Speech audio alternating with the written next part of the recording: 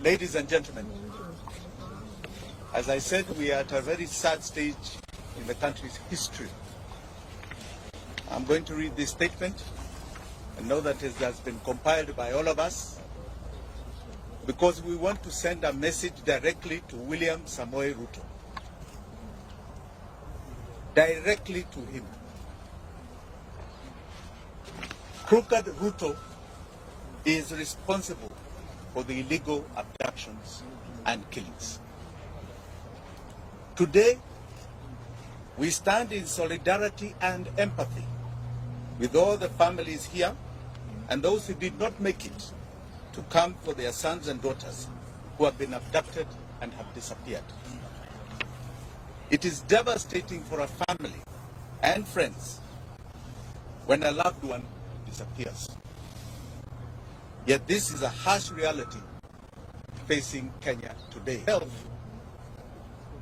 I'm very touched by the plight that has been going on, and more so because Wanjigi and the Longman twins came to visit me in Kamkunji after I was illegally arrested by the police, to some of us personally.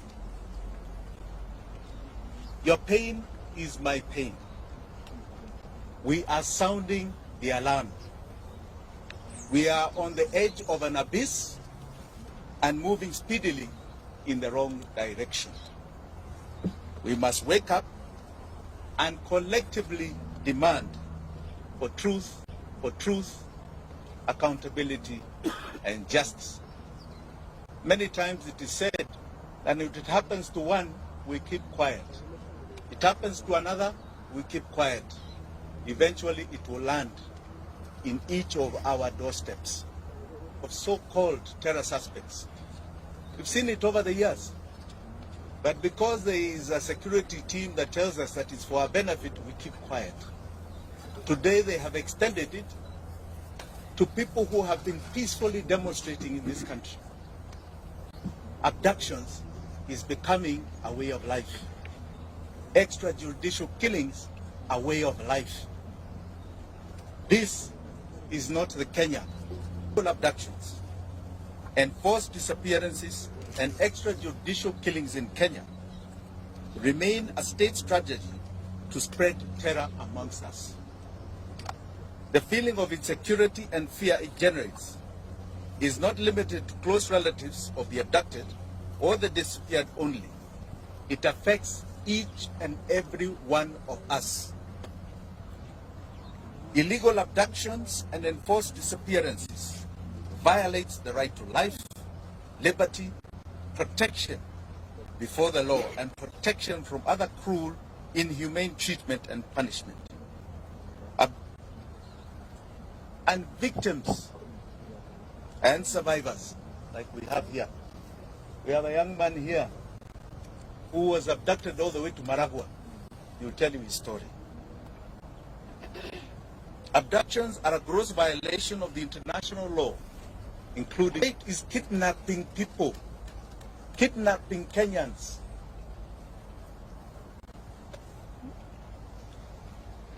They are a crime against humanity. Family and friends of people who have been abducted and disappeared experience slow mental anguish, not knowing whether their son or daughter, mother or father are still alive, not knowing whether he or she is being held or how they are being treated. Searching for the truth put whole families in great danger. There are some families we wanted to visit. I myself directly, with my deputy Willis Otieno, and I can tell you those families are afraid. They want to meet us in private because they are afraid that the attention we may cause will victimize them.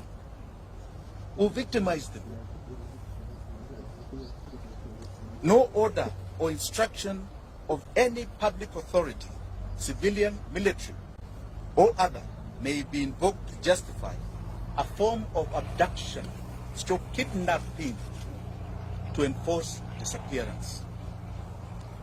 Any person receiving such an order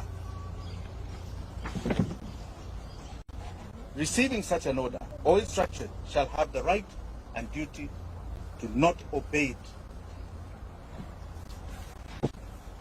Article 26 of the Constitution of Kenya guarantees every Kenyan the right to life, specifically stating a person shall not be deprived of life intentionally.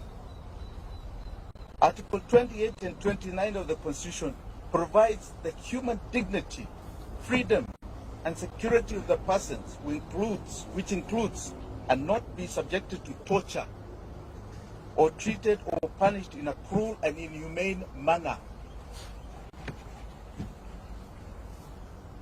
The Inspector General of the National Police Service, under Article 245 of the Constitution, must exercise independent command of the police. We have seen what is going on. You have an IG who stands up and says you can demonstrate. It's in the Constitution. 2 days later, he's chasing everybody from the streets and his officers are shooting. Who is giving him those orders?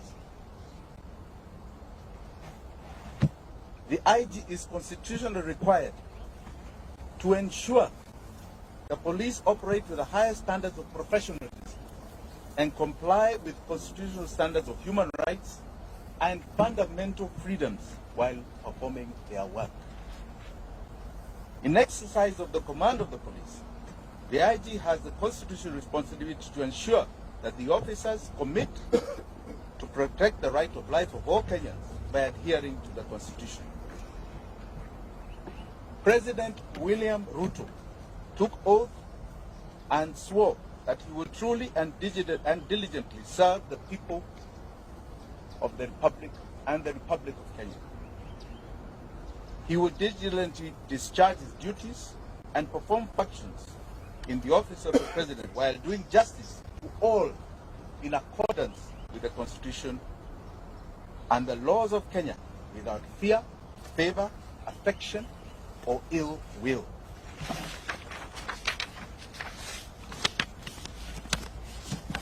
President Ruto, and I say crooked Ruto, the crooked man, took oath and swore to faithfully bear true allegiance to the Republic of Kenya and will obey, observe, protect, and defend the Constitution of this country. And he will protect and uphold the sovereignty, the integrity, and the dignity of every single Kenyan. That is an oath you are swearing to God before 54 million Kenyans. Regrettably, today it can be confirmed that crooked Ruto has not only violated the Constitution of Kenya, but has contravened his oath of office. He has become a constitutional delinquent. For the avoidance of any doubt, if any of you have any, crooked Ruto is solely responsible for the abductions, enforced disappearances, and the murders of young Kenyans, Gen Z. He has turned his police force into a political militia. Kenyans must never forget William Ruto's history. And Kenyans will never forget what he's doing to us today. Crooked Ruto is hypocritically mocking, laughing, and demeaning the abducted, disappeared, and murdered sons and daughters of this country, and their loved ones who are painfully crying daily. The only crime they have committed is exercising their constitutional and democratic right to peacefully and unarmed demonstrate on the streets in our country. We will not yield to crooked Ruto's tyranny. We will not. Because to yield is to advertise to all those that have fought for the democracy that we have today, starting from 1920. We are telling them that we have succumbed to the will of tyranny. William Ruto will not take us there. He is no different. When you look at that man,